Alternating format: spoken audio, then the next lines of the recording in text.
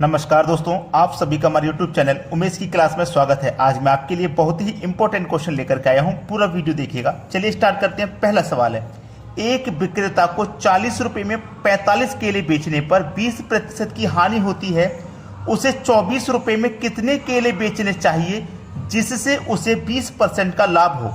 बहुत अच्छा सवाल है। हम इसको ट्रिक से बताएंगे क्योंकि लॉन्ग मेथड की जरूरत नहीं है, एग्जाम में हमें ट्रिक की जरूरत है। तो ट्रिक क्या है यहाँ पे मैं लिख देता हूं और आप सभी बच्चे नोट कर लिया करें साथ में, ठीक है। चलिए, आपको क्या करना है, रुपए लिखना है, रुपए के नीचे लिखना है वस्तु को, ठीक है, और गुना कर देना जो भी प्रतिशत वैल्यू है उससे। फिर बराबर में फिर से रुपए लिखना है, फिर से आपको वस्तु लिख देना है, ठीक है, और फिर क्या कर देना, गुना कर देना प्रतिशत वैल्यू से। अब इसको देखिए कैसे किया जाएगा।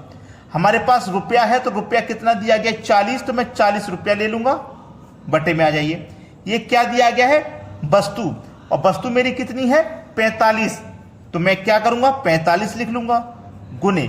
अब ये प्रतिशत है, उसने क्या बोला है 20% की हानि, तो ये प्रतिशत वैल्यू में क्या करना, अगर हानि है तो जोड़ के नहीं लिखेंगे, घटा के लिखेंगे, और अगर लाभ है तो जोड़ के लिखना है। अब ये 20 की हानि है तो 100 में से घटा के लिख दो 20, यानी कि 80 हो जाएगा, बराबर। बाद में कितना रुपया है, 24 रुपया है, 24 लिख लो। वस्तु कितना है भैया, वस्तु नहीं पता भाई, कितने केले बेचे नहीं पता, जब नहीं पता तो x मान लो, इनटू क्या हो जाए 20% का लाभ हो जाए।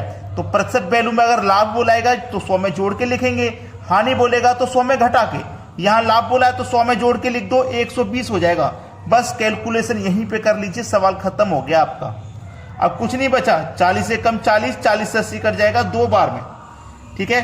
24 से कम 24, 24 से 120 कट जाएगा 5 बार में, कट गया ना। 5 से 45 कट जाएगा 9 बार में, 9 का गुना 2 से करेंगे आप तो कितना हो जाएगा 18 हो जाएगा।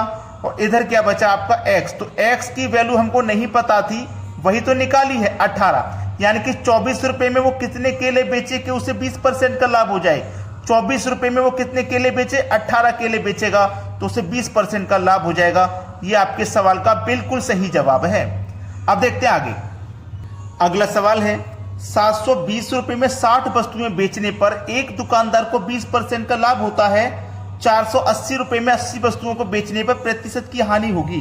देखिएगा, अभी जो ट्रिक मैंने आपको बताई थी वही लिखना है, रुपए लिखना है, वस्तु लिखना है, ठीक है, गुना कर देना प्रतिशत वैल्यू से। फिर बराबर में क्या करना है, रुपए लिखना है, वस्तु लिखना है, ठीक है, गुना कर देना प्रतिशत वैल्यू से। चलिए, रुपया कितना है आपके पास, 720 रुपया है, तो हम क्या करेंगे 720 लिख लेंगे, ठीक है, बटे में आ जाइए। वस्तु कितना है, 60 वस्तु है तो 60 लिख लेंगे, इनटू।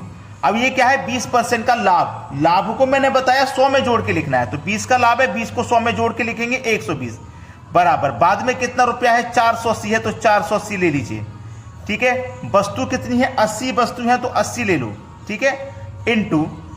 फिर बोला वस्तु को बेचने पर कितने प्रतिशत की हानि होगी, हमें नहीं पता कितने की हानि होगी, लेकिन इतना जरूर पता है कि अगर लाभ होगा तो 100 में जोड़ेंगे, हानि होगा तो 100 में से घटाएंगे।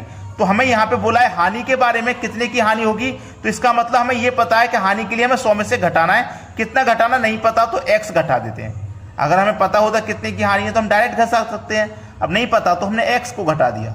इसी को तो सरल कर लेना है, बस आंसर आ गया, ठीक है, कुछ नहीं है प्रश्न में। अब देखिएगा, इसे हम कटाएंगे, इसे कटाऊंगा मैं 12 से, ये भी कटेगा, 12 पंजे 60, 12 छिंग 72 और 1 0, ठीक है। अब देखो 0 से ये 0 कट जाएगा, 6 कम 6, 6 दुने का 12, ये कट गया, ठीक है। इधर देखो 0 से ये 0 कट जाएगा आपका, 8 छिंग 48 कट जाएगा, ठीक है। अब ये क्या है 5 गुने 2, तो 5 गुने 2 हो जाएगा 10, 10 का मल्टीप्लाई 6 से कर देंगे, ठीक है, 5 गुने 2 10, 10 का मल्टीप्लाई 6 से कर देंगे तो 60 हो जाएगा। कितना हो जाएगा भैया, 60 हो जाएगा, 600 नहीं 60 हो जाएगा। 5 दुने का 10, 10 का मल्टीप्लाई 6 से करेंगे तो 60 हो जाएगा। और इधर 100 माइनस एक्स का मल्टीप्लाई 1 से करेंगे तो इधर आपका 100 माइनस एक्स रहेगा, बराबर। अब इसी को सरल कर लो, आंसर आ गया भाई। देखो ये प्लस का 60 इधर आके माइनस का 60, तो 100 में से 60 घट गया 40, माइनस का x इधर आके प्लस का x, तो x का मान आ गया 40। सवाल खत्म, सभी को क्लियर हो गया। अब देखते हैं आगे। अगला प्रश्न है, 150 रुपए में 30 वस्तुओं को बेचने पर एक दुकानदार को 25% की हानि होती है। ऐसे ही 30 वस्तुओं को 20% लाभ कमाने के लिए कितने का बेचें। तरीका वही बता रहा हूं मैं आपको, रुपए लिखना है, वस्तु लिखना है, गुना प्रतिशत लिखना है, फिर रुपए लिखना है, वस्तु लिखना है, गुना प्रतिशत लिखना है। रुपया कितना है 150, तो 150 लिख लीजिए। वस्तु कितनी है 30 है, तो 30 लिख लीजिए गुने। अगर लाभ है तो 100 में जोड़ के लिखना है, हानि है तो घटा के। तो 25% की हानि है तो 100 में से 25 घटा के लिखूंगा, मतलब 75 लिखूंगा। बराबर बोल रहा है बाद में कमाने के लिए कितने का बेचे। यहां तो 150 का बेच रहा था, यहां रुपए नहीं पता तो भैया x मान लीजिए। ठीक है, वस्तु कितनी है 30 वस्तु है, कितनी वस्तुओं को बेचना है 30 को। क्या करना है 20% लाभ कमाने के लिए, तो लाभ के लिए 100 में 20 जोड़ेंगे, मतलब ये 120 हो जाएगा। अब इसी को कैलकुलेट कर लीजिए, बस हो गया आपका आंसर। 75 से 150 ये आपका 2 बार में कट जाएगा। ठीक है ना, और देखिएगा 30 से ये 30 कट जाएगा, भाई बराबर में है, आमने सामने कटता है, ऊपर ऊपर नीचे नीचे। ठीक है, तो ये 30 से 30 भी आपका कट गया। अब 120 का गुना 2 से होगा तो ये 240 हो जाएगा। और इधर क्या बचा आपका x, तो x का जो मान है, जो रुपए हमें नहीं पता था, उसका मान निकल गया 240 रुपए।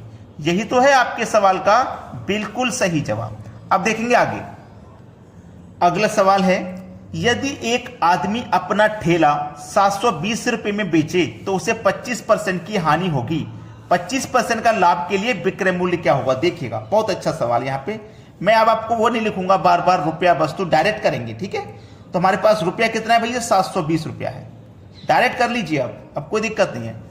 एक आदमी अपना ठेला, यानी कि जो वस्तु है वो एक ही तो है, कोई एक ठेला ही तो है जिसे बेच रहा है, एक ठेला ले लो। प्रतिशत वैल्यू लीजिए, 25% की हानि, तो 100 में से 25 घटा के लिखोगे, मतलब 75 हो जाएगा। बराबर विक्रय मूल्य क्या होना चाहिए, यहां तो 720 है, लेकिन यहां कितना होना चाहिए नहीं पता, दूसरा मूल्य नहीं पता तो x मान लिया। विक्रय मूल्य किस चीज का, उसी एक ठेले की तो बात कर रहा, तो वस्तु आपकी वही एक ठेला है। क्या करना है 25% का लाभ कमाना है, तो 100 में 25 जोड़ के लिखोगे 125 हो जाएगा। बस यही तो करना है, हो गया सवाल खत्म। एक से तो एक कट ही जाएगा, इससे तो कोई मतलब है नहीं। अब इसे आप कटाओगे, देखो 25 से ये भी कटेगा, 25 से ये भी कटेगा, तो 25 से कटाऊंगा 25 3 75, और 25 से इसे कटाऊंगा तो ये 5 बार में कटेगा। ठीक है, अब देखिएगा 3 से इसको कटा देता हूं मैं, 3 दूने का 6, 1 बचेगा 12, 3 चौकू 12, 1 ये 0, यानी कि 240 बार में ये कट जाएगा। ठीक है, 240 बार में जब ये कट जाएगा, अब आपके पास क्या बचा है 5, तो इस 5 कमल पे क्या हो जाएगा 240 से, तो 5 का 0 में करिए 0, 5 चौकू 20, 20 का 0 हाथ से लगे 2, 5 दूने का 10 और 2 12, तो आपका x का मान कितना निकल के आ गया 1200। यही तो है सही जवाब। क्लियर हुआ ना सभी को, आंसर सभी को मिल गया। अब देखते हैं आगे, अगला सवाल है, दी गई श्रृंखला में अगली संख्या क्या होगी। अभी तक आप प्रॉफिट लॉस के प्रश्न देख रहे थे, अब मैं अचानक से रीजनिंग के सवाल ले आया, क्योंकि बहुत सीखना जरूरी है आपके लिए। आपको रीजनिंग भी सिखाएंगे, मैथ्स भी सिखाएंगे, कंपटीशन की सारी तैयारी कराएंगे। अब यहाँ पे सीरीज है 1, 9, 17, 33, 49, 73 क्वेश्चन मार्क। सीरीज बढ़ते हुए क्रम में जा रही है, तो देखेंगे आप बढ़ते हुए क्रम में 1 से हो गया भाई 9, तो आपका 1 से 9 कब होगा, जब आप 1 में 8 जोड़ देंगे तो 9 मिलेगा। 9 से हो गया 17, आप 9 में क्या करोगे 8 जोड़ोगे 17 मिल जाएगा। 17 से हो गया 33, 17 से हो गया 33, लेकिन यहां पे क्या करना पड़ेगा, यहां पे 8 नहीं जोड़ रहे हो आप, यहां आपको 16 जोड़ना पड़ेगा। देखिए फिर आगे आप चेक करेंगे कि 33 से 49 हो गया, तो यहां भी आपको देखो 16 जोड़ना पड़ा। अब 49 से हो गया 73, कितना जोड़ेंगे, अगर मैं इसको 50 मान लूं तो ये 73 हो गया, तो 23 और एक कम कर दूंगा तो 24, मतलब कितना जोड़ा यहाँ पे 24 जोड़ा। अब साफ साफ समझ में आ गया, 2 बार 8 जोड़ा, 2 बार 16, तो 2 बार 24 जोड़ेंगे। ठीक है, समझ में आ गया ना, तो 2 बार 24 जोड़ना है। 73 में जोड़ दो 24, 3 और 4 जोड़ेंगे तो 7, 7 और 2 9, 97 जो कि मेरे डी ऑप्शन में दिया गया, ये बिल्कुल सही जवाब हो जाएगा।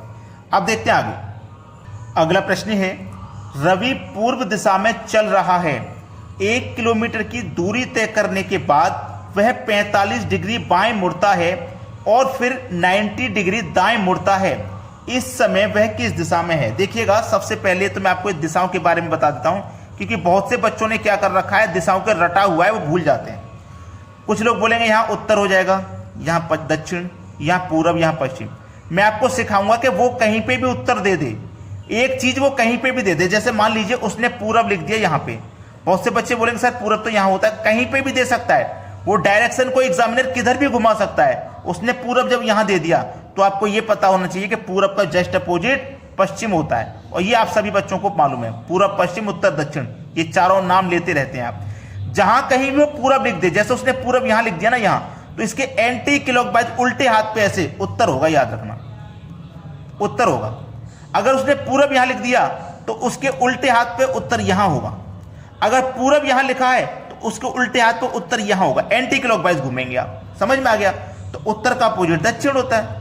इतना क्लियर हो गया ना? तो पूरब पश्चिम उत्तर दक्षिण चारों दिशाएं हो गई। अब उसने बोला क्या था उस पर ध्यान देते हैं। रवि पूरब दिशा में चल रहा है। रवि मान लीजिए यहां पे है, कहां पे? यहां पे। ये रहा दोस्तों आपका रवि, ठीक है। ये रवि ये कहां चल रहा है? पूरब दिशा में चल रहा है, तो हम इसको पूरब दिशा में चलाएंगे। ये पूरब दिशा में चल गया। 1 किलोमीटर की दूरी तय करने के बाद वह 45 डिग्री बाएं मुड़ा। कोई व्यक्ति इधर चल रहा है, वो 45 मुड़ेगा। अगर 90 मुड़ेगा तो देखो इस पोजीशन में आ जाएगा, ये 90 डिग्री का कोण है ये वाला।